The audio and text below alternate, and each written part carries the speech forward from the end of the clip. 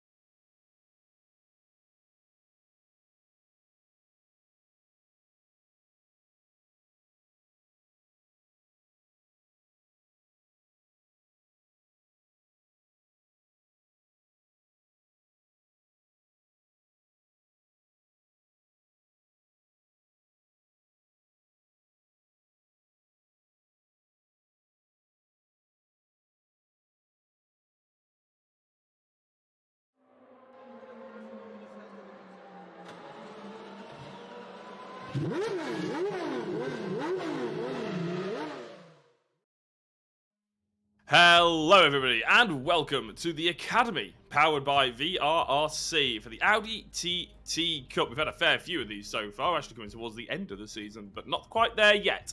My name is Jack Oliphant. I'm joined in the virtual commentary box, as per usual, by Dave Marshall. We've got Tom O'Farrell on the cameras as well, doing the broadcast to the usual high spec you expect to see here at VRRC. As I mentioned before, we are at Snetterton 300. We were at Donington last week, Snetterton this week. The calendars don't really get much better than this. Two 20-minute races, one of which is a reverse grid, top 10 reverse grid. Qualifying is about to get underway in about 30 seconds' time, so we'll be able to shoot over to see what's cracking there. But first of all, I've got to say hello to my co-commentator. Dave, how the devil are you? Yeah, we're doing rather well, and as you say, down at Snetterton, a true tester of the cars and the drivers here as well, so really good track to see what tonight brings. It absolutely is, but we're talking first about the cars that we're going to be talking about, the Audi TT Cup, and the prizes that are involved for these drivers. First place, an AOC Gaming pair headphones. I've got a free pair downstairs that VRRC gifted me. I haven't yet to open the box up, but I'm certainly looking forward to doing so. Second place, a PowerMax car valeting kit, a big bucket full of all your car valeting needs, and a 1 hour one-to-one online coaching. I forgot to mention as well, the first place prize includes a 2 hours one-to-one online coaching as well. Third place, a 1 hour car setup coaching and a 1 hour one-to-one coaching as well in there. So plenty of prizes all geared towards trying to make these drivers just that little bit more experienced and a little bit faster and more consistent. Last time out at Donington Park then, we saw Nikki Taylor taking the most amount of points, with Simon Reed in second place and Andy Dorman in third. Our driver of the round for bringing us fantastic entertainment throughout was Kyle Felvers. Dave, it was Donington's a bit of a tricky one, but you can see how it's opened up the championship. Yeah, there was a few judicials that had to be done through Donington, but it was a little bit of a case of that push to pass, just catching a few drivers out in certain parts and creating a lot of them pinch points is what we saw, Jack. So, you know, none of them really, I would say, meant to happen, but unfortunately drivers have to pay for them sort of collisions, and you know, you get on and as you can see, it hasn't really jumbled up the championship at all. Both Andy Dorman and Nikki Taylor at the top there got equal amount of penalty points. So actually, even though they've reduced the amount of overall point standards, they're actually identically spaced still. So Nikki Taylor still has the advantage after his fantastic round out last time. But as we said, Kyle Felvers, the driver of the round last time out, I believe, you might be able to correct me here, Jack, I believe he's under the age of 15, but I think you'll agree what an incredibly mature drive it was by him. Yeah, I mean, it was the recovery drive as well, the ability to switch off from what happened before and then get back on the money and get back on the rhythm. So very impressive by that. Apparently, we just had confirmation that he is indeed 13. So, yeah, we have a various range of drivers here taking part in the academy, which is awesome to see because it's never too young, Dave, especially in sim racing. It's a lot cheaper than sticking them out in a go-kart. Yeah, I mean, I would definitely say, you know, we're seeing a lot of drivers coming into VRRC and getting involved in our championships that have started karting at a very, very early age. You know, the dad or the mums obviously help them get into karting. They've got that driving style, and you can really tell. I don't know whether Kyle does it himself, but he drives much, much older than what his actual age is. Very, very impressive little driver.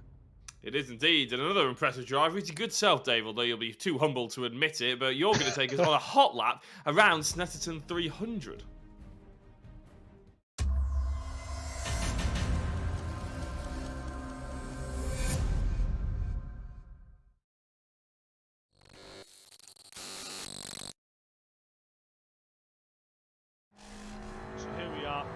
Across the line here for round 4 of the VRRC Academy Audi TT Cup into turn 1, 5th gear. Try not to pull too much lock on him with that wheel. That's when we really start to fold that tyre and actually lose a bit of grip. Super late on the brakes, down to 3rd gear. I wouldn't recommend using 2nd, it just seems to spin the wheels up a little bit too easy. So 3rd, you really use that torque just to power you out. Now down towards his left hand, they're carrying on speeding, just waiting for that crest and powering it down the backside. So you're using a lot of track there just to keep as much momentum as possible. Now in Angostini, we're not going to aim for the apex, we're aiming for a late apex. So focus on getting the wheels straight and get on that power in third gear to give our best run down to Hamilton as possible. 140k just at the apex, gently getting on that throttle just to stop the front end from pushing, really late on the brakes here. This is another lane apex, not running the track too far left, staying quite middle on the track, and it just gives you a slightly better line in the Williams here onto the Bentley straight. This is the first time you've got a little bit of a break, but definitely not in the race. This is where the push to pass these Audis might be really, really crucial. Good overtake opportunity going down towards Brundle here under the bridge, braking as late as we dare. See, selecting fourth, just getting a bit of engine brake, down to third, and trying to get off the brake to turn the car in right. See, I run a little bit wide there, but I still carried really good momentum, so it didn't hinder me too much. Fifth gear through the bommel there, and then a super difficult corner through Coram. We've just going to fade the car in the middle of the track, back it off a little bit, and try and get the car as straight as possible for the brake zone before the last corner through Merry's, and you use that curve on the outside there with the power to keep the car on the track. Make sure you tune in on Wednesday night, 7:15 to catch up on all the action on VRRC's Facebook and YouTube.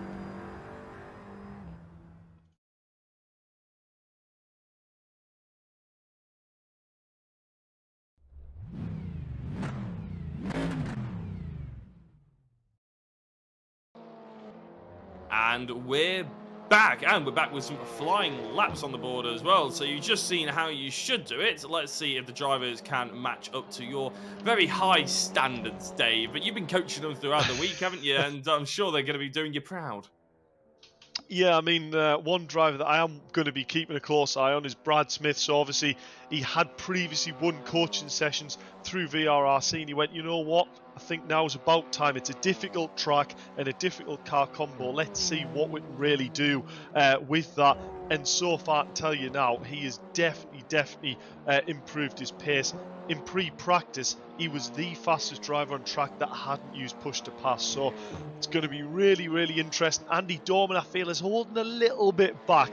We've seen the potential Andy's got, but also Rich Hayden's going to be up there. I saw Nikki Taylor's times were really quick as well. So there's definitely drivers, I think, that are going to be definitely pushing the boat out a little bit here. Another driver to also keep an eye on, another driver with a coaching session, Simon Thorpe there.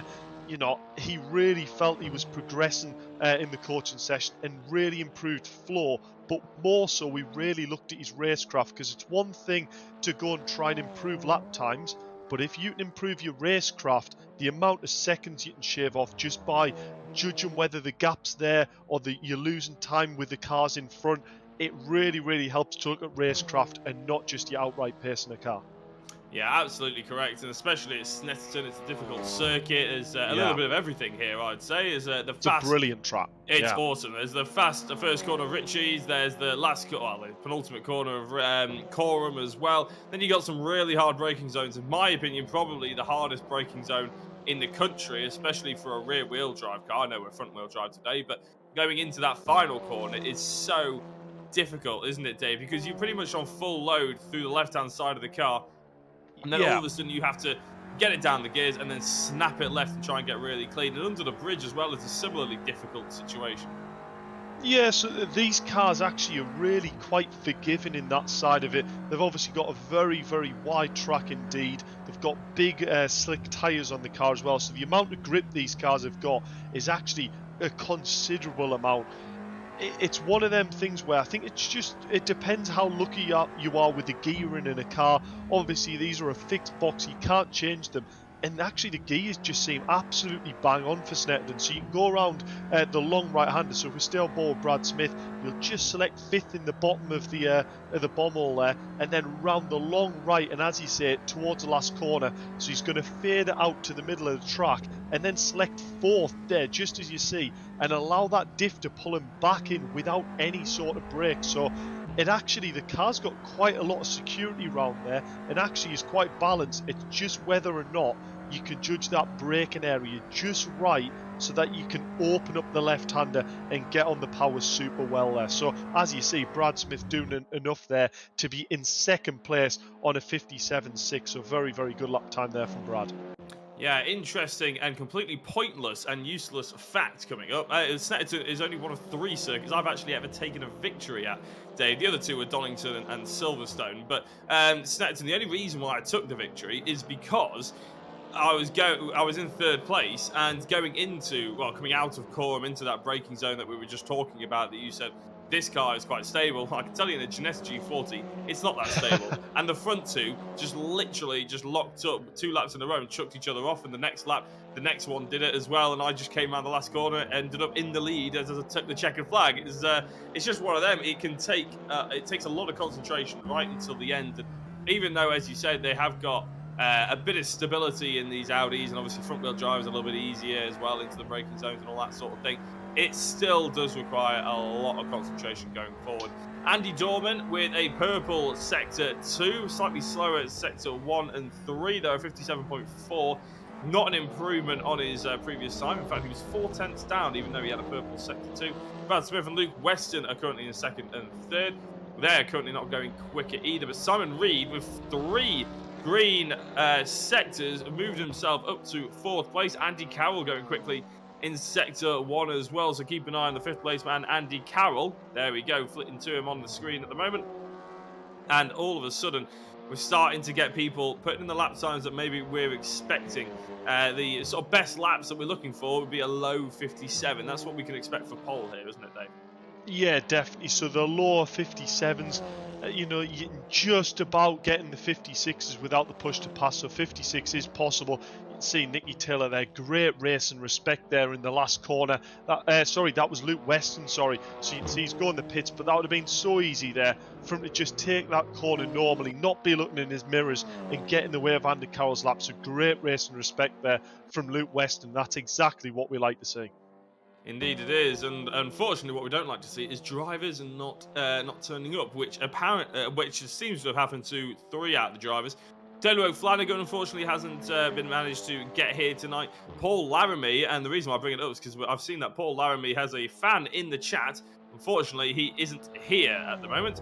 Nathan Blank also not been able to make an appearance, and Nathan's done 71 laps in the server and yet hasn't made it for race day, so maybe he'll turn up in the next 4 minutes, but it's a bit of a shame for him, isn't it? Yeah, so definitely a driver who's put 70 odd laps in. I hope everything's okay, Nathan, if you ended up watching this, but to do 70 laps and then not turn up would suggest that he was probably expecting to be here. Also, Paul Laramie, an incredibly consistent driver regarding attendance, so hoping all's well with Paul as well. Don't like to hope anything's wrong there, and hopefully he's just stuck in some traffic on the way back from work or something along them lines. So yeah, interesting to see, but still 13 drivers on the grid here, so still a fight there that's going to have to happen for that reverse grid race going on, and so far it's actually looking incredibly close in that backfield as well as the front.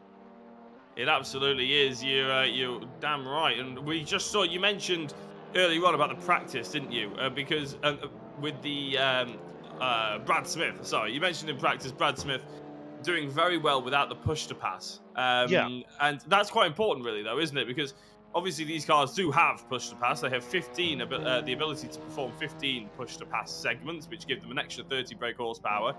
But in qualifying, they don't have any of that, do they? It's all about raw pace in the car, no push to passes or anything. So the fact that Smith and Dorman are doing the times that they are is really quite impressive. Yeah, so if I'm honest, it would almost suggest that Dorman and Brad have got the pace in the car that the others will worry about, because even with push to pass, the others are going to, be doing the lap times that Andy and Brad are doing without the push to pass. So the others really need to sort of close that gap a little bit on first and second here, but they've put the laps in, they've done the work. It's not just a case of these drivers are leaps and bounds better than the drivers behind. It's simply the fact they've put the practice in, and that's what's allowing them to just get that consistency more than anything else. You noticed Brad's last lap was still, a few tenths off what he actually did for that P2. Still probably better than what it was to put in P5 or P6. So impressive lap times. Dorman's still there on a 57.4. He looks like he's going fast, but the drivers, whether we'll see them come into the pits. It's a bit late now with 1:30 left on the clock. The tyres, it's not a huge factor, but when qualifying, has been 15, 20 minutes long, it might actually start to be a factor, because Snetterton's a bit of one of them unusual tracks, Jap, where the tyres actually get just about as even amount of wear on the left side as they do the right, because even though it's a clockwise track, there is still a hell of a lot of left-handers as well. Yeah, which is exactly what we like to see. It's a variation, isn't it, compared to maybe some of the other tracks. I mean, the calendar that we have at the academy is designed to test the drivers. It's designed to throw up all sorts of challenges at them, and of course, they jump in the different cars, different disciplines of cars as well. And they have to then go and learn the track again, which would be quite difficult with the MX-5s and the Formula 4s and the K-Twins, for instance. Going into the final corner will be a lot harder than in the Audi TT. And if you compare Snetterton to, say, a Brands Hatch, Snetterton has some more conventional cornerings. It's a lot flatter. There is only one bump, whereas Brands Hatch is constant bumps. It's constantly up and down. So is Alton Park, and Donington's a little bit more sedate, but it's a bit more flowing. And there's loads of different opportunities to learn different skills in the academy, isn't there? And I think the cars we've selected especially have really highlighted that and been able to try and get people improving as much as they can throughout the last, I don't know how long it's been, about 6 months. Yeah, definitely. So there's definitely elements that, you hear a lot of things of driving techniques. Luke Weston there putting a good lap time in there just to get him into 4th place. Actually, it was just fractionally slower than what his best time actually was. Nikki Taylor up into P3, a 57.7, so that's definitely good going there from Nikki, and that's bridged that gap a little bit. You can see he's really managed to get himself from that 4th to 8th place bracket, where they're all at 6/10s, and he's brought himself right in that bracket now. Only 3/10 off Paul, only a 10th off Brad, and he'll be really thinking, I need to go with this front pack, because if I was a bit further back here, that's making my job so much harder there. Yeah, you're right. However, he has got a little bit closer to Brad Smith. However, Brad Smith has just gone green in Sector 1 with a very quick time as well. He's actually a 10th quicker than Andy Dorman's Sector 1. He's about 4/10 or half a second quicker than Nikki Taylor's Sector 1. His Sector 2, though, is... Oh, he's pulled in. I was going to say, his Sector 2 is not brilliant, Brad Smith. He hasn't... this is Simon Reed, sorry. I thought he'd pulled in then. But Nikki Taylor gone purple in Sector 2. Wow. So Nikki Taylor is really throwing it about, isn't he? He goes across the line. Where is he going to go? He's improved. It's only still good enough for 3rd place. It's quite incredible, really. He pretty much bang on the same time that he put in that last lap. But you know what it does show? Nicky's one of these drivers where it's, Simon Thorpe, let's keep an eye on this, because it was double green. He is P10 for Simon Thorpe into the 58, so very, very good time there by Simon Thorpe to pull himself inside that top 10. And actually, this is something that Simon was trying to tell us in the coaching session, that he knows he's not necessarily going to be one of them front runners that's going to pull himself up. But what he really like is give himself a fighting opportunity to get them reverse grid races and get him up that grid. And he's put himself exactly where he needed to be in qualifying. So fair play, Simon. Yeah, you're absolutely bang on the money. Carl Felvis is the only driver that's currently out there at the moment who's has the ability to set a lap time, but I can tell you that his Sector 2 is about 30 seconds slower than everybody else's, so I think he's just pootling around as it stands. And there we go, checkered flag comes out, and I hear a ping in my ear, which signals that I think Dave Marshall has a driver to talk to. Yeah, there was a ping in your ear indeed. Andy Dorman has joined us in the comms box for yet again another pole, Andy. You really, really got to grips with this car on a very, very challenging track. Great qualifying session for you. Yeah, it went really well. We managed to get a good lap in nice and early. And how crucial is that for your sort of mind games a little bit? Do you think it distracts the other drivers a little bit if you can get a really good lap in nice and early? Do you think the others are then chasing that time because they're sort of keeping an eye on that timetable up in the top left corner? Yeah, I think it does affect you. If you try to chase the time, you try and push a little bit harder, but you just end up losing a bit of time. And another quick question here as well, regarding the race strategy. Obviously, you've seen in practice, you can't really tell which drivers are using the push to pass to sort of get that extra bit of lap time. Has it surprised you how close the likes of Brad Smith and Nikki Taylor actually are without that push to pass available in qualifying? Yeah, they're a lot closer than I was expecting. I haven't had a look through the lap times for earlier in the day, but it's definitely going to be a close race, I think. Yeah, well, great luck going forward into race 1, Andy. Huge congratulations also putting it P1 pole. Let's hope we're talking to you after race 1 as well. Yeah, thanks a lot. And that was Dave Marshall just talking to our pole man there, Andy Dorman. Very excited to see what's about to happen. Now, we do have a very quick advert, though, to show you from our sponsors and good friends, AOC Gaming.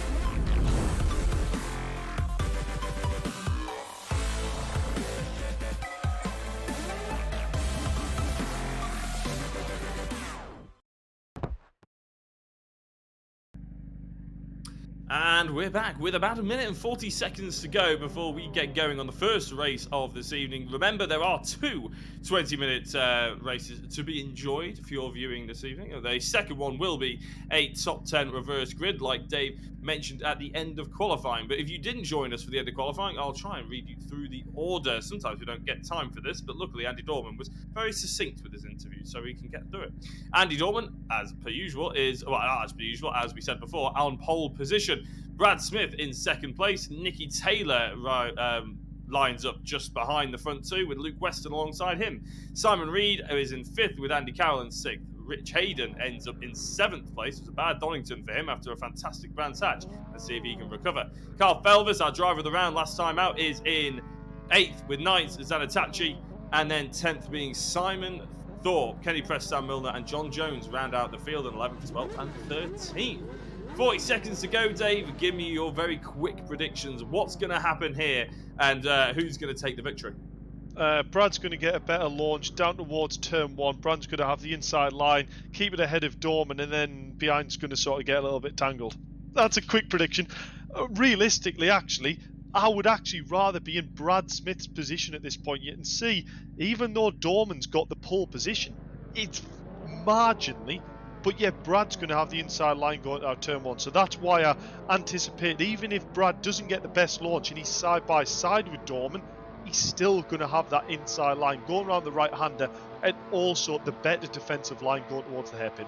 So as the engine notes rise, the lights are coming on, and I can't imagine that the push-to-pass button has ever been pushed harder before than what Brad Smith is doing, and he's got a great start off the line. Andy Dorman's actually the driver with the push-to-pass initiated. I'm amazed that Brad Smith didn't actually initiate it to start with, and that means he's potentially given up an opportunity to get into the race lead. He has his nose up the inside, but all of a sudden Dorman, with that extra 30 horsepower, pushes his way through, and are talking about pushing their way through. We know Nikki Taylor's not afraid of it, is he? He's gone through, Luke Weston's gone through, and Brad Smith has gone round. And I didn't write your prediction down, Dave, but I think it's just been thrown out the window. Yeah, it has massively, and actually it was just as much of a surprise for me. I'd imagine this is going to be a safety car. It's a real surprise for me that we've actually seen no push to pass from Brad off the line. That really caught me out. I would have thought he would have taken great advantage of that, had the inside line, used the push to pass down towards turn 1, and it'd have been job done. And also, he didn't use it going up the hairpin, which allowed Nicky Taylor to get his nose up the inside the hairpin. Yes, it made it very, very tight indeed, but it was a fair move, fair play. Yeah, it's surprising he didn't go full on Sugar Babes and push the button there, did he? But he hasn't. And now, unfortunately, he's at the back of the grid. He's in 12th place, so he'll be hoping that his car's not too damaged, that he can get himself into a reverse grid position, because that's about as good as he's going to get for the rest of this 20 minutes, or the next 18 and a half, should I say. Andy Dorman in the race lead. Nicky Taylor did put the push to pass on. If you're wondering how on earth we know who's got the push to pass on, I'll tell you in a second, because Andy Carroll's going at the inside of Rich Hayden, or was Rich Hayden trying to go around the outside of him? Not entirely sure, but Rich has made it one place, probably thanks to the fact that Brad Smith obviously has fallen down the order, and Carl Felvers has actually just overtaken him, I believe, into Brundle and Nelson. Can never remember which way round they are, but they're something along those lines. Nice and close racing at the front and at the back. Yeah, it is indeed. Brad's looking a bit like he's like, right, I've got the bit between my teeth now, I need to get on with this. But actually he needs to realise Kyle isn't really that slow either, just in front, and if he can work with him, he'll really progress through this field. But actually, looking at this, Brad yet again not using that push to pass. Kyle's on the push to pass, he's going to pull back left, go in that defensive sort of, you're not getting through Brad, have the inside line to turn 1, and yet again Brad's found himself on another straight, not progressing forward. We need to see him. He's put a lunge on here. That could be a great move, but I think he might run a little bit deep on the brakes. Kyle's going to get a brilliant switch back there. Absolutely calculated in exactly what Kyle needed to do there. Meanwhile, I think Simon Thorpe is actually starting to close the gap onto John Jones there in 9th place. Yeah, but something I really want... Oh, who's that going off on the outside? Kyle Felvers gone wide. Is that Carl Felvers? So yeah. Carl Felvers going to lose out a place to Brad Smith. There we go. Driver, I'm going to keep an eye out on. Look at Andy Dorman on the left-hand side. I'll now tell you, if at home you haven't tuned into the Audi TT before, how you can decipher who's using the push to pass. Effectively, I'm not entirely sure what's happening to Nicky Taylor here, but effectively on the left-hand side of your screen, you can see the numbers next to the driver numbers. So near where it says 1 lap next to Andy Dorman's name, there is a tiny little number 12, and it's now in yellow. If it's yellow, it means they're using the push to pass. If it's blue, I believe they're recharging the push to pass, so you can't use it twice in a row very quickly. And if it's green, that means they're just not using it, but it's available sort of thing. So you'll notice down at the back straight, the Bentley straight, a lot of people will use the push to pass, and over the start finish straight as drivers going left, right and centre. And Dave, as a coach, that's not something you want to see from your drivers, is it? Carl Felvers facing the wrong way round, and it got a little bit messy in the Brundle and Nelson. Yeah, that was just a case of it's all about them pinch points. A bit like I was talking about at Donington. There's nothing malicious in what the drivers are doing, but them pinch points is just a case of drivers not giving each other quite enough room there. That looked to me like it got a little bit tangled, and that is a really severe inside curb there on the right. And what that actually means is if your car hits that and gets flung up on its side, it can be really, really nasty. Andy Carroll flying off the corner. We're not entirely sure whether there was any contact there, but that was an almost very scary moment. He almost ended up in the potato field on the left-hand side. Up the inside goes Sam Milner as well. Nicky Taylor, by the way, you've probably seen that Nicky Taylor and Luke Weston are flitting between each other. Well, Luke Weston's a ping should be about 37. It's basically the time between data input and what you see on the screen. It's how quick your internet is, basically, how well connected you are. If it's around 30, you're doing pretty well. Nicky Taylor's is currently on 2,430. So about 2,400 over what you would want.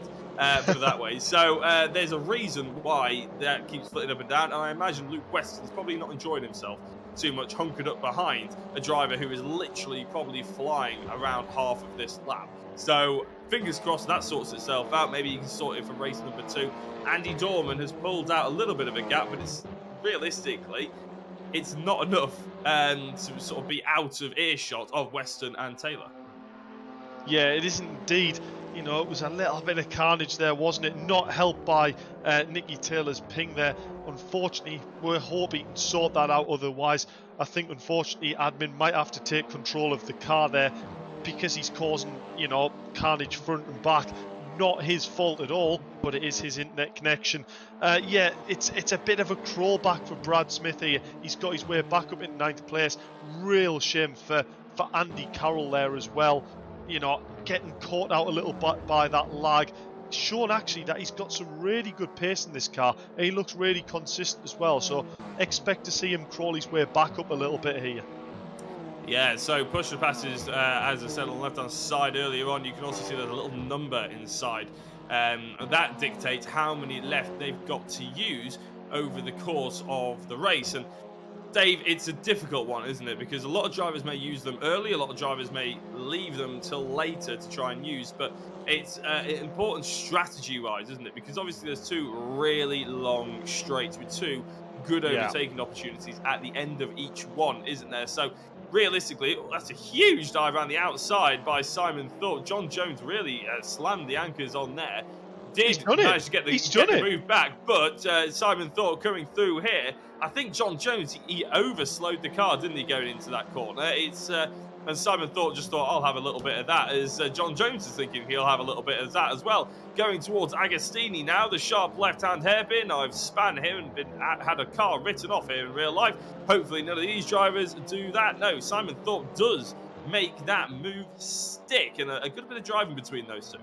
Yeah, one of their moves where, especially on a fast lap as well, that hairpin really benefits from a driver super hard on their brakes, getting the car stopped and then getting the car rotated really quickly so then you can get on the power and just drive it out the corner. I think the issue was John Jones was actually caught still in the corner while then Simon Thorpe got the car straight and on the power, even though it looked like he ran really, really deep.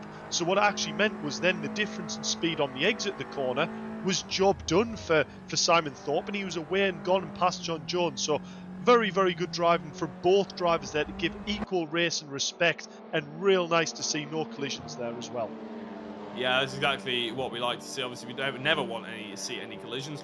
Kenny Preston, he's got about 12 push-to-passes left, and to be honest, I know we keep bringing it up, but they are very important. Brad Smith equally hasn't used that many, so what these drivers are doing, they're trying to go a little bit further into the race, aren't they? While everybody else is using them up, they're trying to stick with them by pure pace. We know Brad Smith can probably do that, and then when everybody else is a bit of a sitting duck, then they can start utilising it.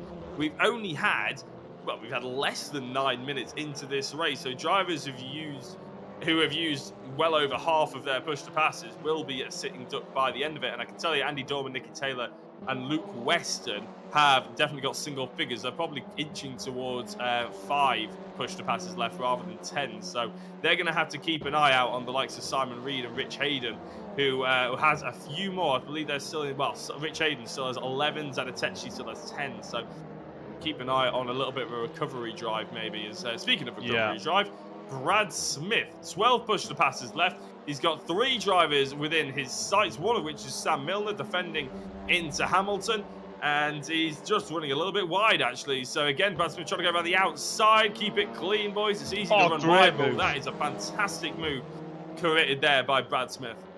Yeah, absolutely fantastic move by Brad there to get round the outside. Also, fair play, Sam Milner up the inside. So easy for him to just get on the throttle and not give racing room on the outside of a corner, but great racing respect from both. So top job there from both drivers. That's what I was trying to say. Yeah, I was going to say, I knew what you meant, Dave. Don't you worry. Nikki Taylor, sorry, there we go, shooting back. He's purpled sector 1. He's got Andy Dorman in the sights. Luke Weston's just dropped off a touch. I don't know whether there was maybe a little bit of contact, or maybe he was just a bit worried about the lag, or maybe he just straight up doesn't have the pace. But you can see Nikki Taylor's got the pace because he's using that extra 30 horsepower to get up the inside of Andy Dorman. Now, you can use the push to pass to be aggressive or defensive. Nikki Taylor's used it to be aggressive. He's missed the braking zone ever so slightly, but he has managed to get the car stopped and turned to make the second apex, which is vitally the more important one at the end of the day, because it means your car is nice and straight on the exit, and he gets across the defend into the hairpin, and now he has the place on Andy Dorman. Dorman, I'm sure, won't take that line down, but he first of all needs to get into a rhythm and need to get into the slipstream so he doesn't lose contact.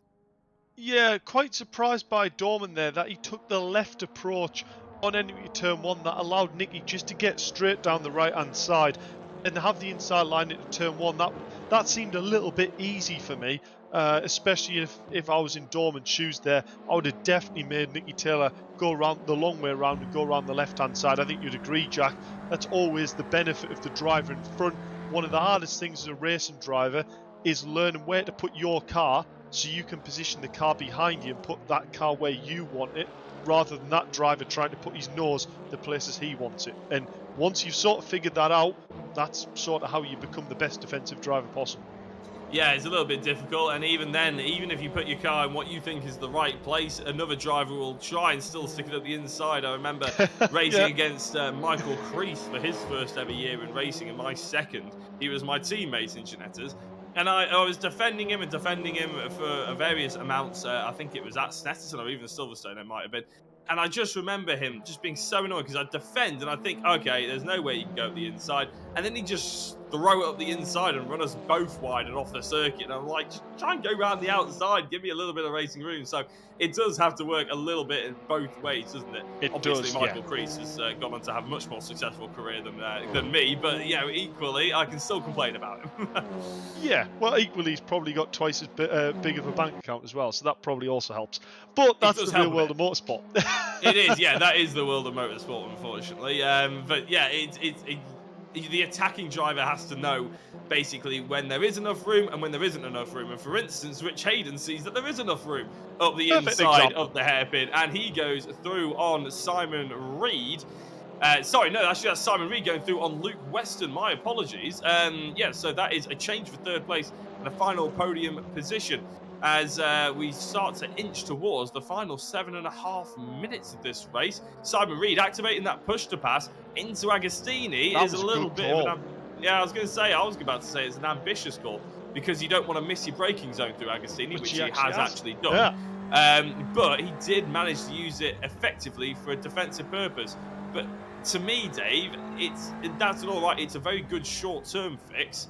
But if he keeps using that into Agostini, he needs to keep it for the likes of the straight coming up now, surely, because that's a much bigger run that Luke Weston can try and get on him.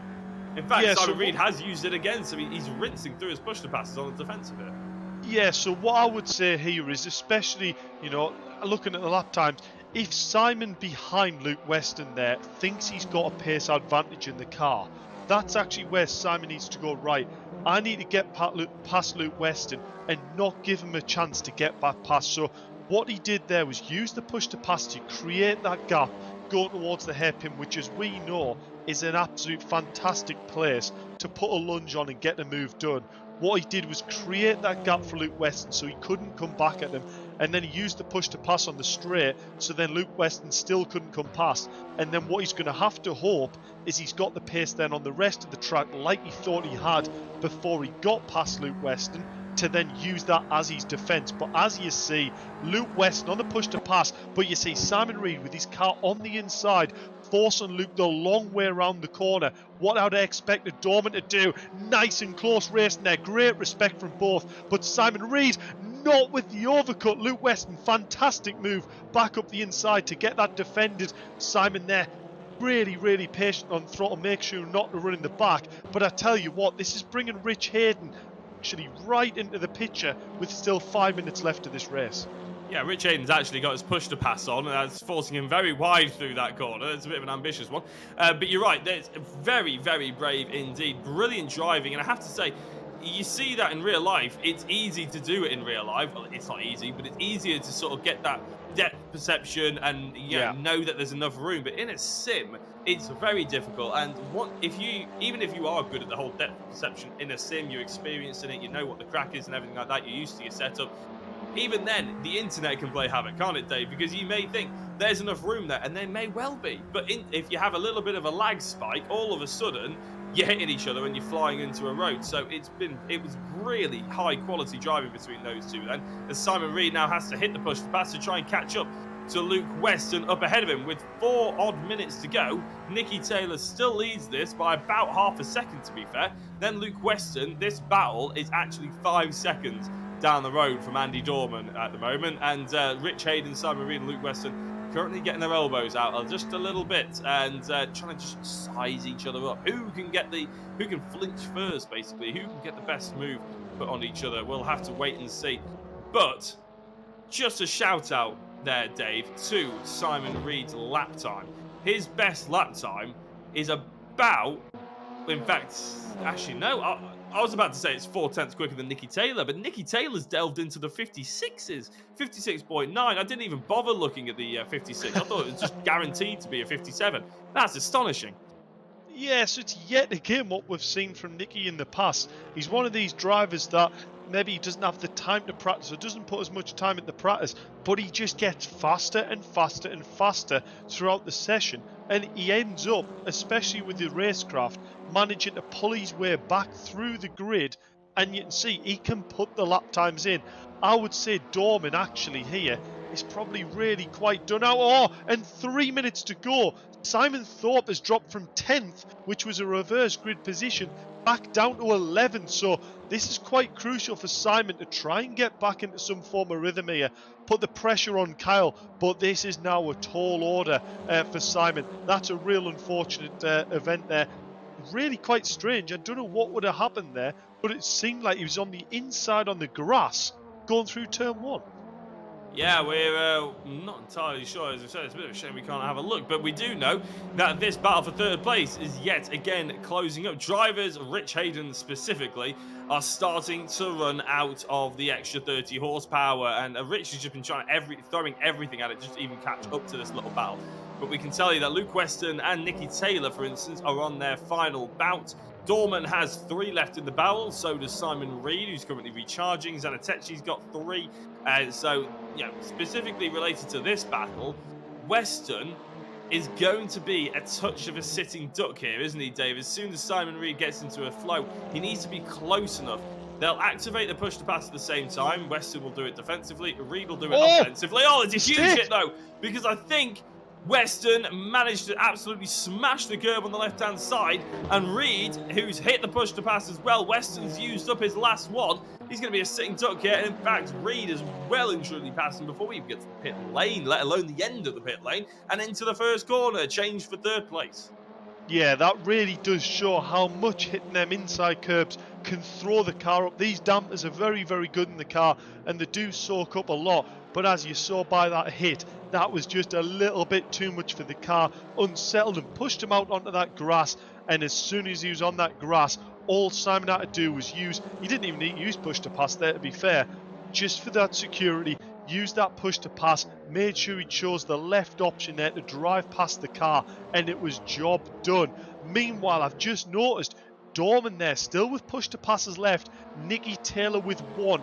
Is this a last minute push here by Dorman, thinking I've got a chance here to crawl this back and get a victory here? Yeah, well, he's going to need to start making moves soon. He was about 1/10 of a second up on Nikki Taylor on that previous lap. But just like we were talking before, Weston versus Reed, it's now all about just when you use your final advantages, when you force the other driver into using their last push to pass. And I'm not sure, Dave, can you tell us actually, do the other drivers know how much push to passes the other drivers have? So does Dorman know how many Taylor's has? No, so actually Dorman a little bit wide there. He lost a little bit of an advantage. So no, drivers do not know how many push to passes other drivers have. The only indication they'll get is if you just saw there a glimpse of it on Dorman's car, the big 2 in the back window. You'll see it here for Carroll as well, a 2 there. That indicates how many push to passes that car has left. So only when a driver is close enough and almost alongside, he might catch a glimpse of that number to know how many he's got left. Also, if that number is flashing, that means the car is actively using it at that moment in time. So that's the only real way a driver would ever know how many push to passes another driver has. Unless if he's got the stream on in the background as well, that's another option. Well, if they do, then hello to those drivers. Final lap of the race then. We have got the white flag out and about. Dorman with those final 2 push to passes. He's going to have 2 opportunities to use them. He's got 1 left now. Oh, he's only got 1 left. Apologies there. So he's going to probably do it on the back straight, I imagine, Dave, because that's his best opportunity, isn't he? But he needs to be close enough. Yeah, he needs to be with 100% conviction able to get past him with extra 30 horsepower. Andy Carroll and Zanatechi. This is Zanatechi having to go wide. Carroll up the inside, and there's a swap for 6th position. As Rich Hayden still in 5th, Weston in 4th, and Reed in 3rd. Currently, the top 10 reverse grid is going to go the way of Carl Felvis. There's a little bit of a roundup for you going into the final lap of the race. Just a few drivers. I think Brad Smith's got 5 push-to-passes left. I'm not entirely sure why he's going to need 5 of them, but it's an interesting strategy. May well be 3. I can't quite see. Here goes Andy Dorman. He's used his final chance, his final get-out-of-jail-free card, but he is nowhere near close enough to make a move on Nikki Taylor. Taylor, going very defensive, very narrow. That's going to really hurt his run out through Bombhole and then through Coram. It's not hurt him as badly as I thought it would, actually. So maybe Dorman didn't quite get the run he was hoping for. But, there's a little bit of rubber banding. A little bit of, the ping is going up. The ping is about 75. Nikki Taylor, the last thing we need is a little bit of lag as he goes defensive into the final corner. Dorman's going to try and get that cut back. But I think Nikki Taylor is going to have this race victory. Dorman has not got a good enough run. The checkered flag is going to drop, and it's going to drop for Nikki Taylor here in the first race around Snetterton 300 of the Audi TT Cup in the Academy, powered by VRRC. Simon Reed comes across the line in 3rd with Luke Weston just behind him in 4th place. Andy Carroll rounds out the top 5, and Zanatechi is in 6th. Brad Smith is quite a long way back in comparison to where he probably should feel he was, feel like he deserved to be. He is in 7th. Rich Hayden fell all the way down to 8th. Apparently, I think he span potentially. Sam Milner in 9th with Carl Felvers rounding out the top 10 and getting that reverse grid pole. Simon Thorpe in 11th, and Kenny Press looks to be crossing the line in 12th place, meaning that it's John Jones can only get 13th.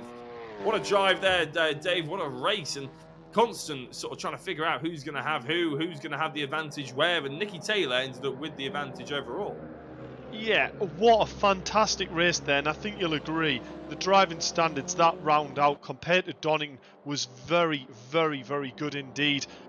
A driver that impressed me there was definitely Andy Carroll, a driver that, got up to near enough 5th, 4th position, and then you remember with the Nikki Taylor incident with lag, unfortunately, got put back down, but he climbed his way back up to a P5, so very, very good drive there from Andy Carroll as well. Also a great drive from Paul Zanatechi as well, really showing the pace that he does have in the car, and finally putting a nice clean race together to bring him home in P6 as well. Yeah, it was very good. You're absolutely right. The driving standards from Donington compared to today, and apparently Silverstone, although we didn't stream it as well, night and day. So really good that these drivers could just about manage to, sort of get to grips with that, and hopefully, even though they're hitting each other after the checkered flag, we don't care about hitting each other after the checkered flag. It's all about what you do before it, isn't it? But Dave, you can have a chat to 3 drivers that did very well before the checkered flag, and indeed as they crossed it. Yeah, we can indeed. So we'll go down to our P3 driver, Simon Reed, first. That was a difficult race, but just enough for you to get yourself on that podium and bring it home in P3. But Luke Weston was not making that easy at all. No, definitely not. That was a very difficult race. Luke put up a great defence, but unfortunately for him, he made a mistake, and I managed to get round him. Yeah, so it was just a clip of the curb, I believe, in that last corner that nearly looked like it almost flipped his car from on the stream. But that was just enough there, wasn't it, for you to get round the outside and put a great move down towards turn 1. Yeah, he just took a bit too much of that curb, and yeah, as you say, it looked like he nearly rolled it, and yeah, but that was perfect timing for me to use my push to pass and get past him. And quick question regarding going forward into race 2. Do you feel like Snetterton's providing a lot more opportunities for them overtaking moves rather than the likes of Donington or Silverstone? Does it lend itself well with the car? I'm not really sure. I mean, because obviously I was just behind Luke for a lot of that, and he had a big gap on me, so I didn't really get a lot of opportunities to try to overtake. But well, I will on the second race, I suppose. Well, it's maybe a question I'll ask the other drivers as well, seeing as how there's a bit more battling there as well. But huge congratulations, Simon, on taking P3, and looking forward to seeing how you get on in race 2. Thank you very much, Dave. And on our P2 finisher, Andy Dorman, probably not the result realistically that you were actually looking for. You had the pace in the car, but Nicky Taylor was either hiding his cards or brought his cards to the table when it mattered there, didn't he? Yeah, he did. I wasn't quite expecting the slipstream to work so well with push to pass on. Yeah, I mean, regarding the setup of these cars, for all that it doesn't feel like there's that much air or that big rear wing really causing a lot of drag, and in that slipstream can make a huge difference.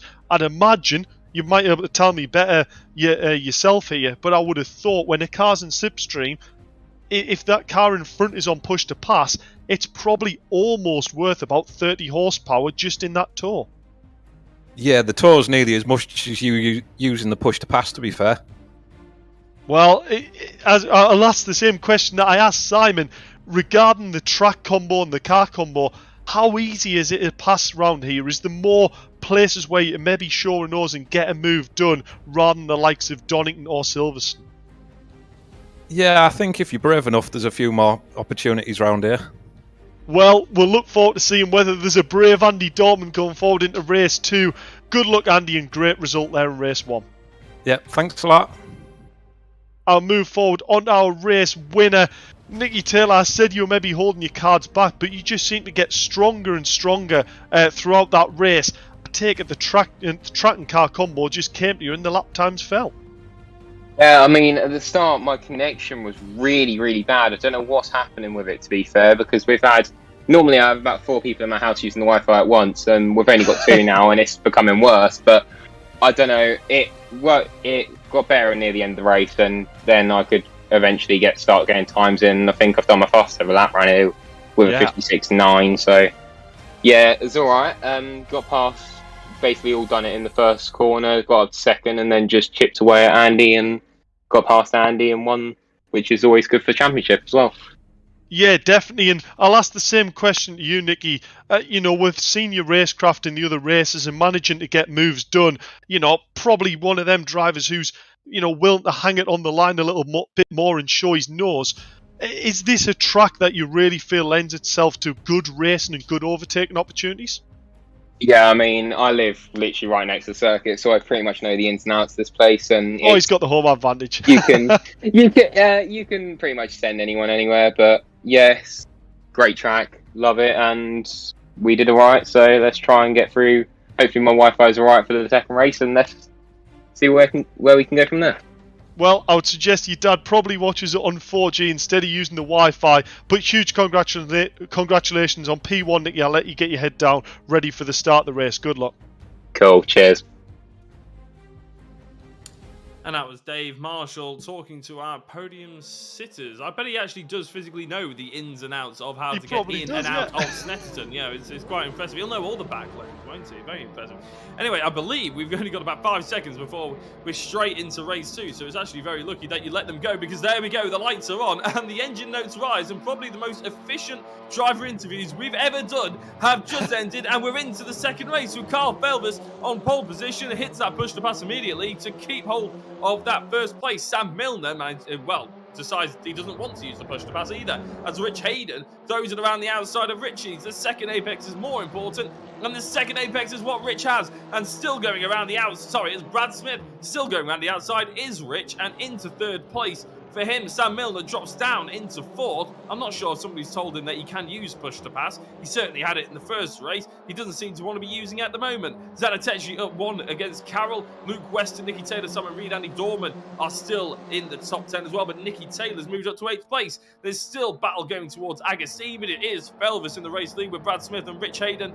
And then you got Sam Milner and Zanatechi ahead of Luke Weston, who's looking up the inside of about 4 of the drivers.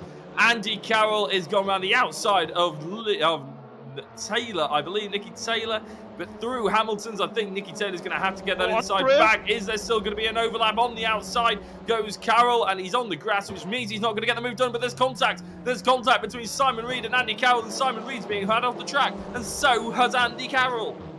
Yeah, I tell you what, that was fantastic racing for the start of that lap. Exactly what we want to see. A little bit of trading paint here, but you can tell. Look at how close that field still is. Fantastic start of the race. Well done, drivers. Trading paints. Thought we were on ACC, not iRacing, but for those of you who don't know iRacing won't know that joke. But anyway, Luke Weston goes very deep. Zanetechi has overtaken him with a nice smooth application of the Nelson and Bundle corners, with Luke Weston dropping behind Nikki Taylor now as well in 7th place. So Taylor's done well to progress forward. Just looking, where is Andy Dorman? He's dropped down to 12th. Yeah, so Andy Dorman said it would take commitment round here to really progress forward, and that is the trait that we've seen from Nikki Taylor. Not necessarily one of the fastest drivers on the grid, even though I'm going to bite my words because he's getting past Paul Zanetechi as we speak. He also set the fastest lap last race. Paul Zanetechi, though, with a late application of push to pass, looked like he's starting to get an overlap, but Paul thought better of it there, backed off a little bit, and he's found himself in a nice clean area in P6, defending well from Luke Weston there. Can he get the car stopped in the apex? He can. That's exactly the defending that driver needs to do to stop them undercuts happening. This is a brilliant drive from a lot of these drivers, but it's Nikki Taylor with that slightly more aggressive, authoritative, I'm putting my nose there, and that's exactly why he's managed to get his way through the grid. The likes of Dorman, you can see Dorman hasn't exactly had a bad start because he's there with Reed as well. So it is just a case of you've just got to show a little bit more authority and gamble a little bit more, putting your nose in certain places as long as the room is there. Well, what was it that Nikki Taylor said? It was the fact that he knows, obviously, the ins and outs, and he knows that you can just send it around anywhere around here, apparently. So, it was, I mean, to be fair, I think send it around anywhere is probably the motto that is carved on his sim seat for Nikki Taylor, because it doesn't matter what track he's at, he is sending it. So, it is nice to see that kind of ambitious. It's a bit like an old Ash Sutton style approach to driving, isn't it? Maybe not as the pace of Ash, but very much the way he was in the Subaru. Anyway, it was quite entertaining. Zanetechi on Weston, but it doesn't quite happen yet. Carl Felvers, though, leading the way, Dave. And Kenny Press is parked up. Maybe he's hungry, he wants to go for a hot dog or something, but he's in the pits now. Yeah, so we don't know what happened with Kenny Press. I can't imagine it was a fueling issue. Kenny's relatively experienced regarding racing on a sim, so I wouldn't have thought he would have underfueled the car there. Paul Zanetechi losing out to Luke Weston, but crucially, because he hasn't battled him that hard, it doesn't look like he's actually lost that much time. In saying that, Andy Carroll is starting to look fair big in his mirrors. Sam Milner looking like he's trying to put a move on the back of Luke Weston. Is that Luke Weston? No, sorry, Nikki Taylor. So Nikki Taylor getting his way up to P4 there. I tell you what, with the lap times he was doing in the previous race, Rich and the likes of Brad Smith on that podium should really watch out for Nikki Taylor. He's the driver on the move. Brad Smith has just put in 2 purple sectors, though. It's only his 3rd sector was slightly slow, so 57.2 as well. Yeah, it's a stunningly quick time. I don't know. He's not really rinsing through his push to passes yet either. He's sort of keeping them along the same lines as Kyle and Rich Hayden. Up the inside here goes Andy Carroll on Paul Zanetechi. That's a huge move on the inside. Simon Reed. Did he go for that, Dave, or did he just miss his braking zone and just went for the only space that was available? I think he's letting them through now, so I think he realised that was a mistake. The fact that he let them drivers back through 100% tells me that was a misjudgment of brakes there. I tell you what, it's great to see these drivers battle as hard, and look who's up with them. Simon Thorpe, after the disastrous race that he had in race 1, finding himself, is still there on the back of the pack, not that far off at all from taking an opportunity where you've already seen these 4 cars are starting to trip over each other. They are indeed. So the battle for this sort of almost mid-pack section is really heating up. Oh, I tell you what, how you get 3 drivers through Brundle there without hitting each other and slow down for Nelson, I'll never know. But those guys did do it for the win. As Brad Smith gets into the race lead. I was telling you he was on some quick lap times, and he's showing it now. He's made up 0.8 of a second in 1 lap to get past Carl Felvers, and he's now got 0.4 of a second to the good. However, he did use 2 extra push to passes to get there. Kyle still has those in the bank. Rich Hayden using quite a few to even stay ahead of Nikki Taylor, who, like you said, Dave, is in to have a good time here. So's Andy Dorman around the outside. Zanetechi, I think, is on the inside. Dorman leads the way and gets through the first apex and manages to run nicely out wide, has that move done, and Andy Carroll wants to follow suit as well. Around the outside, not going to happen there unless you can get a cut back or a really good exit. He's trying to go with the cutback, but again, the problem is you're on the outside. Who was that off the circuit? It was, I believe it was Simon Thorpe, I think. Yeah, Simon Thorpe taking a scenic route, hoping to say hello to the big scary man in the tree, which unfortunately was hit by lightning a couple of years ago. RIP to him. Up the inside is Luke Weston on Sam Milner, and into 5th place that is. Carroll did get past Snetterton, and if anybody's confused by who the old scary man is, it was a tree that looked like a big old man, basically. That's all it was. A good battle here, wherever you look, Dave, because although Smith has got through on Felvis and managed to gap him quite substantially as well. Oh my days, there's huge movements here in the background. Yeah, so even though here Paul's going unfortunately backwards a little bit, his pace is still there. He's putting a brilliant defensive fight. He's really held drivers that, remember, were right at the front and got podiums in race 1, and he's managed to hold them off for 8 minutes of the race here. So Paul's done really well. Very, very clean driving as well. But I can tell you now, I bet he's enjoying this race far more than last time out, when, you know, he's in the hunt a little bit more, but there was a lot more contact. This time it's a lot cleaner as the drivers go side by side through the bommel. That was incredibly close racing. Paul's looking here thinking, how am I going to be able to get my nose back up the inside? Well, there's a possible chance he is going to. Oh, and I tell you what, there was a little bit of a push wide. Simon Reed had to take evasive action across the grass there to get the car stopped. I think that's absolutely fair enough to keep that place. Andy Carroll, though, is actually starting to progress forward, and he's going with Dorman. We've seen the pace Dorman's got. I tell you what, Andy Carroll here could be on for another P5, P6 finish. Yeah, it'd be a good haul of points for him, wouldn't it? And we do have to think about driver of the day, of course, at some point, Dave. And I know you were impressed with Carroll in race 1. Race 1, yeah. So, you know, you never know. You never know for Andy Carroll. He may well get driver of the day again. Nikki Taylor in 4th place, all over the back of Rich Hayden. Look at this. Both drivers weaving around. They didn't do it under braking zone. They didn't do it more than once. So you can't say it was poor driving either way, can you? But it does go to show, 1, how much Nikki Taylor wants 3rd place, and 2, how much Rich Hayden wants his 3rd place. Yeah, I think this is going to get a bit interesting. Rich is really looking hungry for this podium. Nikki Taylor, I thought he just got the inside line there, going through the right-hander. But this is where, as you heard from Dorman, that push to pass when you're in the slipstream is probably worth, give or take, that 30 horsepower. Unfortunately, a little lag spike there at the crucial time has just meant Nikki Taylor's ran into the back of Rich instead of getting the overlap. If I'm honest, I don't think Nikki will be too bothered about this. He's probably looking at this going, I think I've got a little bit of pace in hand here. I just need to be patient. There's 10 minutes left of this race yet. Once I can find my nose up the inside, then it'll be job done. But I tell you what, if these drivers start tripping over each other too much, look who's in 5th. Luke Weston is definitely not a slow driver. No, we'll have to keep an eye on it, because, as you said, the more they hold each other up, the more it's going to bring Weston into it. And Milner and Dorman going wide, but Milner smashing that curb on the left-hand side. So Dorman, with that push to pass initiated, he didn't get a good run because he did miss the apex quite substantially. In fact, Andy Carroll behind them actually probably got the best run of the 3. Up the inside into Richie's hit. Dorman doesn't seem to have much going. It's because Milner's activated his push to pass, but up the inside, Dorman goes, and there was just about an Audi TT's whip down to the apex. And Carroll flying around the outside of 1. Don't say he's going for 2, is he?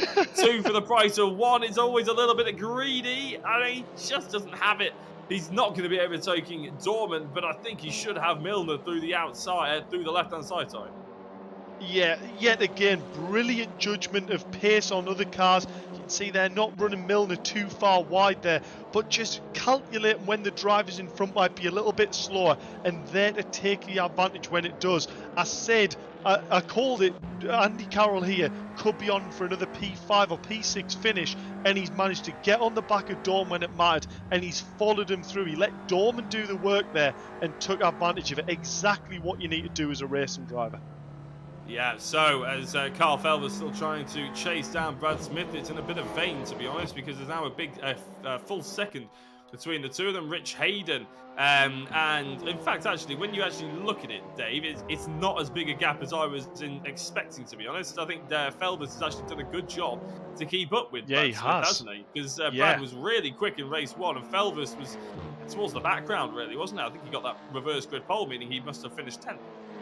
Yeah, I mean, Brad Smith, best lap of 57.1, so an incredibly fast lap time from Brad on his fastest lap. Last lap out a 157.7, Kyle a 157.8. So unless if this is an absolute flyer here by Felvis, I think it probably actually is going to be. He's using that slipstream. Let's have a look at the lap times. A 157.2 by Felvis, so it was a very quick lap time indeed. Brad Smith a 158.2, so yeah, a second lost there by the likes of Kyle Felvis. That was a brilliant little switcheroony there by Rich Hayden and Nikki Taylor. Great race and respect. Nikki's going to try and go around the outside. Watch this. Gets the car pointed. It'll be harder on the throttle and will have closing speed towards this left. But as I called it, Luke Weston is getting closer and closer.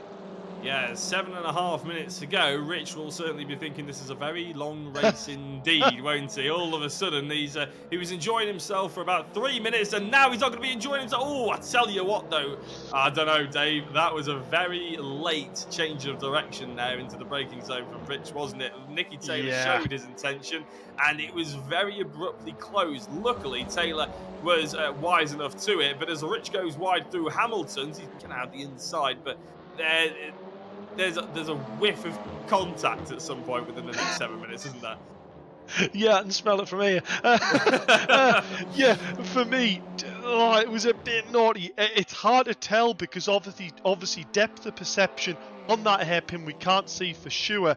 But that might have been, obviously, for anyone watching this and don't really know what we're talking about, once a driver is committed to a braking line, that then can't be changed because it's classed as dangerous and the driver behind won't know where he's putting the car. But it's a mistake by Rich Hayden there on the exit of the difficult left-right there, and he's gone wide again. That's going to leave the door open for Luke Weston. Luke Weston is up the inside, and I tell you what, Luke Weston has really pulled himself back into this race, and will he now go with Nicky Taylor? And actually, Dorman has found himself nearly on the back of Rich Hayden.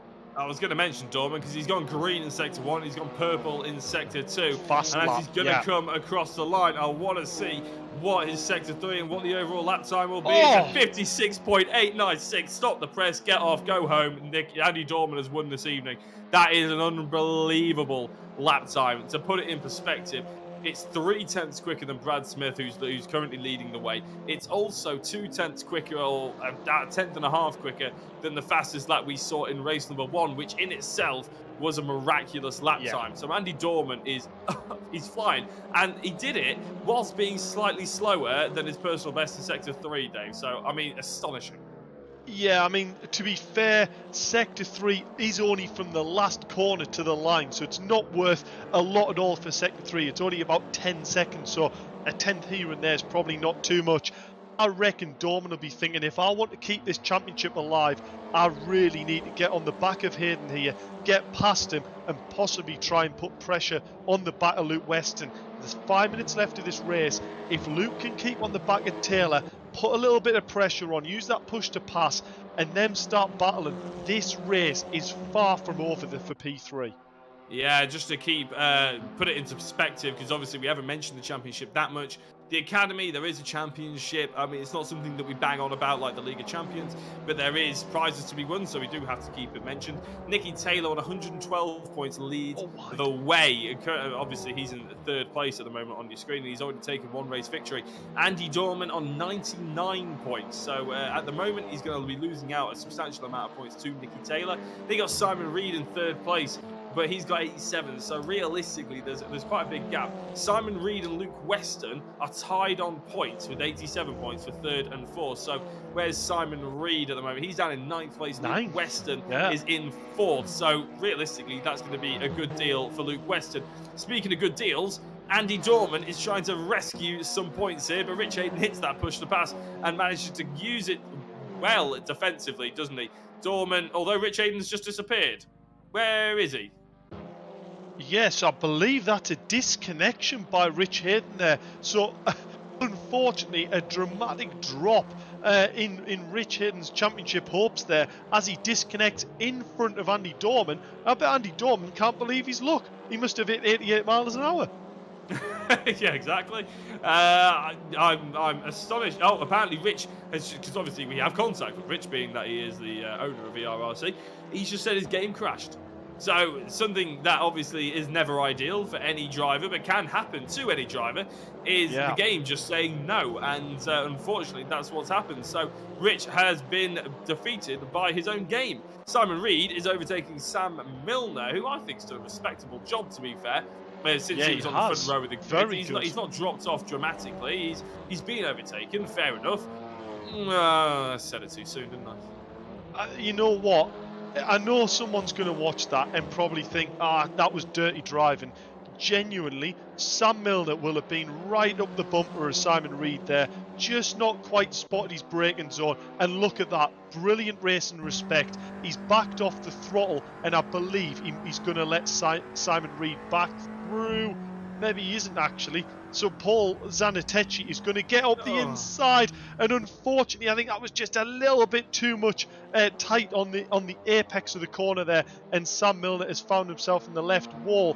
Paul Zanetechi, on the other hand, has found himself up in the P7. Nah, you see, what he was doing there was letting Simon Reed back through, Dave. He heard you. He just did it in dramatic fashion, see? It was I very know how dramatic racing fashion. drivers work. You know, I'm in their bed. No, that was unfortunate, wasn't it? And it was 2 mistakes in 3 corners, unfortunately, for Sam Milner. I tell you what, this battle between Brad Smith and Kyle Felvis, for the lap times Brad has been able to do, this is a bit closer and a bit probably sweatier than what Brad would want it to be. He is indeed, yeah. It's getting a touch close. How many push to passes left for each of them? Brad Smith has 4, I think. Carl Felvis has 3. So there is every opportunity for Felvis if he uses them properly and is very tactical about this. Obviously, Smith has one advantage on him, but all he needs to do is just see Smith make a small mistake, and he missed the apex there at Agostini. They're both on 3 actually push to passes. So this could get very interesting, and I think if Felvis comes away with a race victory here, this will be a hell of an evening's racing for him. I'm just hoping we don't see any more mistakes like we saw before. Apparently, there's only 2 push-to-passes. My apologies, my pixelated screen is throwing me off here. Brad Smith's already hit his push-to-pass coming out of the corner. Was that a touch early, Dave? Because that may have washed him wide. He maybe had to come off the throttle, but he's still getting a good run here. Felvis isn't activating it. He's not worried about it too much. He's saving this. He knows he's got 50 seconds left. He knows he can use it on the last lap. What I would say there is, if Kyle Felvis had used his push to pass, he'd have been right on the bumper of Brad Smith and not really getting the advantage of that push to pass.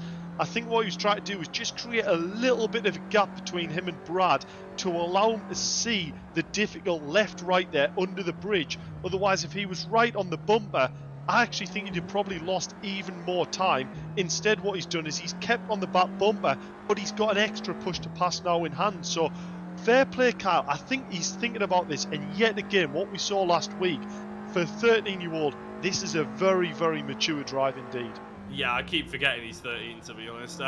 He doesn't drive like it. No, he doesn't, and you're absolutely bang on. I mean, I've got friends who play a lot of racing games, and especially on the F1 games or something, and they go into Spa, they go into Eau Rouge, and they're right on the back bumper of the other driver, and then they wonder why they missed their braking zone, or they say, oh, the other driver slowed down. It's like, well, no, because you're in a 10-car pile, so then you need to make sure you have a little bit of gap because you can notice your braking points. And that's exactly what Felvis was doing.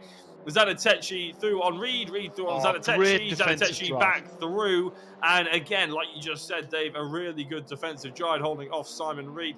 Last lap of the race, and Smith and Felvis, I believe, are pretty much neck and neck. So we're going to have to keep an eye on these guys. Yeah, going through Hamilton's and then through the right-hander, which the name always escapes me, but it is Oggy's. That's it. I thought Oggy's was the next corner, but in fact that's Williams. It's going to be very tight down the Bentley straight as we see Reed and Zanetechi still getting nice and close to each other. We've lost Kenny Press and we've lost Rich Hayden, but apart from that, it's been absolutely sensational And hopefully, fingers crossed, I don't want to give it the commentator's curse actually, so I'll mention it afterwards. But it's been a really good night racing so far, I'll put it that way. The driving standard has been good. And I think I may have just given it the commentator's curse. Hopefully Andy Carroll doesn't prove me wrong. He goes to the inside of Brundle. Nelson next. And I tell you what, Luke Weston with that defensive manoeuvre has done really well there to keep his nose ahead after he washed wide through the initial Brundle. Going through Coram now, what's going to happen? Although what I can tell you is probably going to happen is Brad Smith's going to lock up a touch, but I think he's going to take this race victory ahead of Carl Felvers, who did everything in his power to try and take that race victory. But Brad Smith comes across the line. It was a poor race one. It's a brilliant race two. The checkered flag drops for Brad Smith. Carl Felvers on the second step of the podium, and Nikki Taylor taking home another podium. Luke Weston's overtaken Andy Dorman on the line. So Dorman thought he had it back, but Luke Weston just pipped him, according to our timing screens anyway. Although, having said that, on our other timing screen, so we've got 2 timing towers, the other one, they both say different things, put it that way. Andy Carroll in 6th place, Paul Zanatechi in 7th, Simon Reed in 8th, and then we got Simon Thorpe and John Jones, I think, looking to round out the top 10. Just having a look, Dave, at our other timing tab, it's so difficult to see, but I think it was Weston in 4th, Dorman 5th. Yeah. I think that was a case of Dorman actually got a slight overlap towards the pit entry, and then I think Luke Weston had a last push to pass that he then used to just get past Dorman before the line. That's all speculation. That might not have been what happened, but it looked like that way. For me, I know I said Andy Carroll for driver of the day, but I'm just going to throw this out there as well, Jack. Paul Zanatechi managed to hold Simon Reed off all the way around that last lap as well. Great pressure, great defensive drive, and we actually commented how good of a defensive drive it was in race 1 as well. Yeah, I mean, we did note that, it has to be said, but I mean, for me, I'm going to stick with our original shout. Andy Carroll. Andy Carroll, just because 2 really solid performances, really good sort of racecraft and knowing when to use the extra power, but also when, like, the spatial awareness and the overspeed. So would you agree with me, Dave, there? Would you be happy? Yeah. I'm more than happy with that, yes.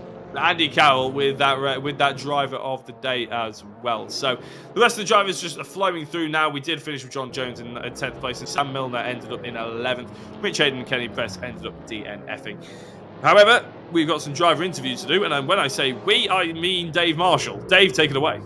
Yeah, so we'll go down our P3 finisher, and yet again, you seem to make all of your places up so early on there, Nikki, getting your way up through the grid, but then a little bit of a stumbling block behind Rich and just couldn't quite get past maybe as quick as what you wanted to there.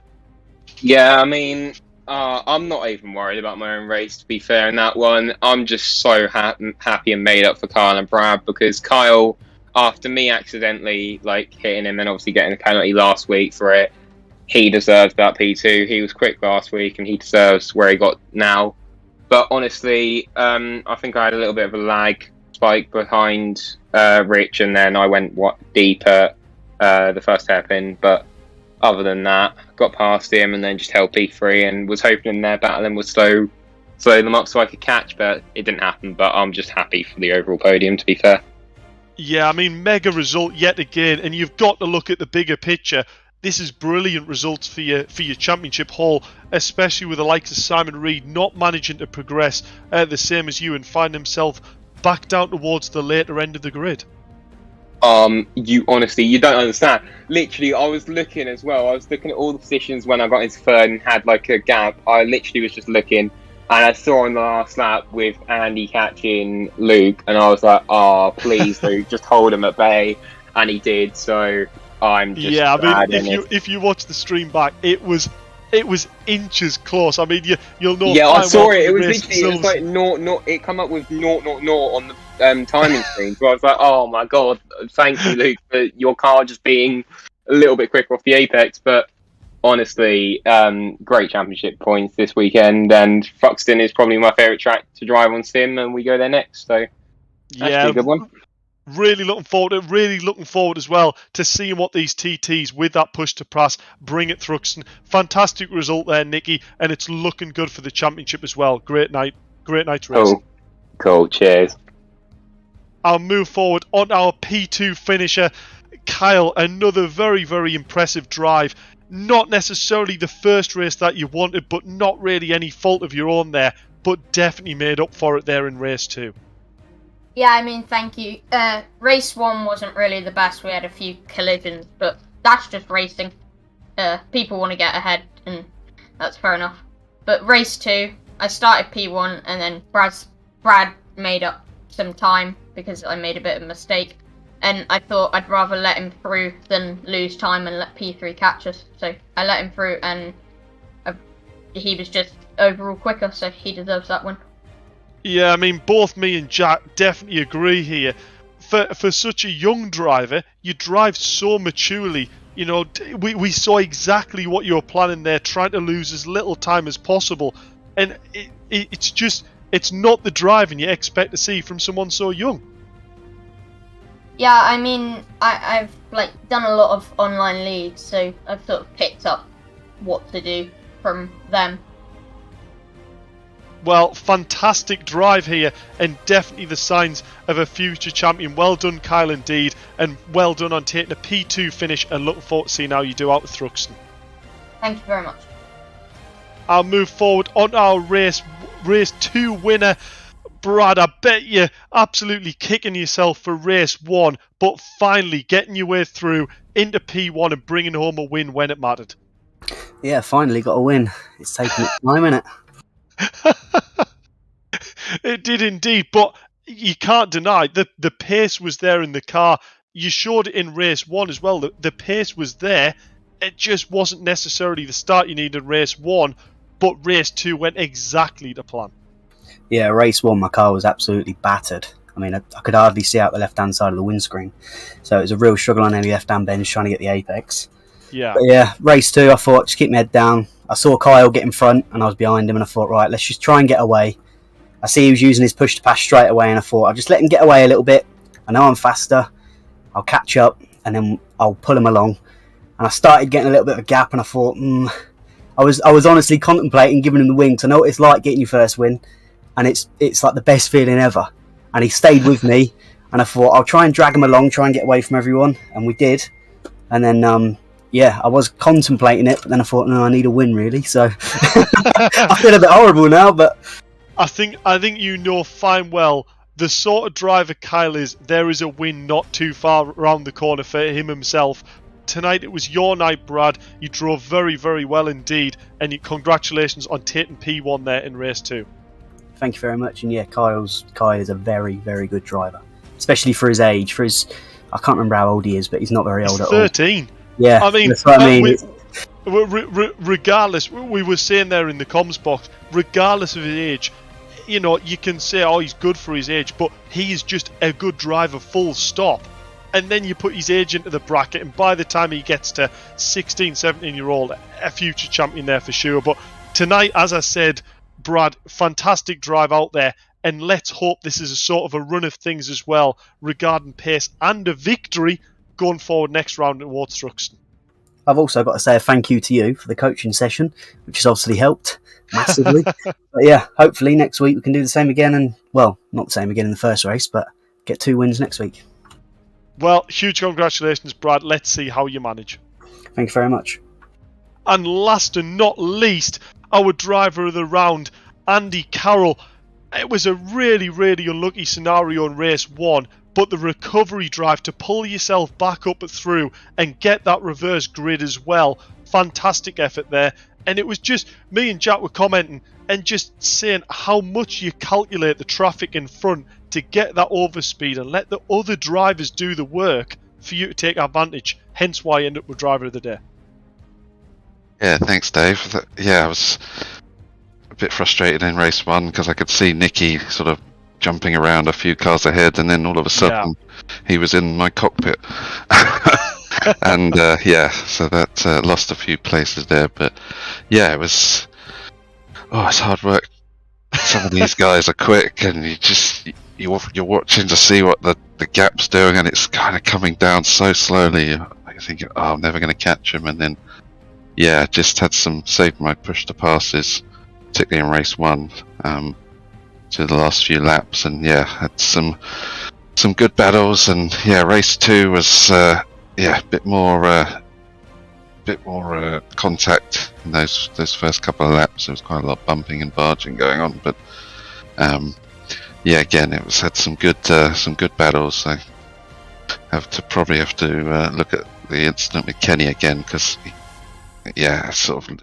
he braked, and just as I moved across to try and undertake him, and I think I might have just clipped the back of his bumper. But that was good fun all in, and it was. I think I picked up a good tip from you, which was to use that push to pass in the approach to Agostini. So that got me a couple of good overtakes down into that corner. Yeah, so there's little cheeky things there where push to pass could create great opportunities and great advantages, and also crucially, not necessarily where people expect to use them. Going forward with that theme, going into Thruxton, obviously a super quick track, and you really seem to be getting the grips now with the car. Thruxton is going to be a really difficult track to race these at, isn't it? Thruxton, I think, has a bit of reputation for contact, doesn't it? So, that's going to be interesting to see. Those first few corners at Thruxton are going to be, very interesting. Have to get a lot of practice in there, I think, to try and nail those. But everyone on this series at the minute is there or thereabouts, and you can see by the sort of number of people that are different podium finishers that it's really competitive, and it's equally good fun as well. Well, hopefully we'll see you on the podium next time out, Andy. Huge congratulations on taking driver of the day as well. Looking forward to seeing how you do next time out. Cheers. And that was Dave Marshall speaking to our podium drivers and driver of the day as well. So we can finally see how our championship standings line up towards the final stages of the season. Nikki Taylor is in the lead with 127 points, and Andy Dorman in second, 111 points. A bit of a way behind him, bit of a way to go to try and catch him up. Luke Weston in third, 100 points, with Simon Reed in fourth and Brad Smith in fifth. Only 3 points separating those guys, and only 7 points realistically separating Brad Smith to Luke Weston. So there's all to play for. I think even Rich Hayden, it's unfortunate his game crashed then, because even Rich Hayden's in with a shout of third, Dave. So, I mean, first and second, probably, if they keep it consistent, probably going to try and stretch their margin a little bit. But third, you could put any of those drivers in third and think they deserve it. Yeah, you really could. And I tell you what, for me, the way Kyle's drove tonight, he's definitely a driver that I would rule as being, I would expect him to see a little bit further up this championship table towards the end of the season. And same with Andy Carroll. We got driver of the day, super consistent, a fifth and a sixth. Yet again, I think this table is going to get a real mix-up going forward into the last round at Cadwell Park. Yeah, fingers crossed they do. So just before I'm mistaken, it's Thruxton followed by Cadwell, isn't it? It is, yeah. It is indeed. So we've got Thruxton next round out. The fastest track on the calendar with push to pass. That is going to be a brilliant race to watch. And then we've got the super tight and technical Cadwell Park, where realistically the only chance you're going to have to overtake there is using that push to pass absolutely crucially. Yeah, you could probably use all your push to passes around Thruxton within about 3 laps, couldn't you? It's basically just flat out for the entirety. But we look forward to it regardless. So it's about that time we seal out the stream. Thank you very much for watching, everybody. Whether you've been commenting, liking, subscribing, it's been an absolute pleasure to have you along for the ride here at Snetterton for the Audi TT Cup in the Academy, powered by VRRC. Well done to all the drivers. My name's been Jack Oliphant. I've been joined by Dave Marshall. You can catch us next time, same place, same time, for more Thruxton action this time round. Good night.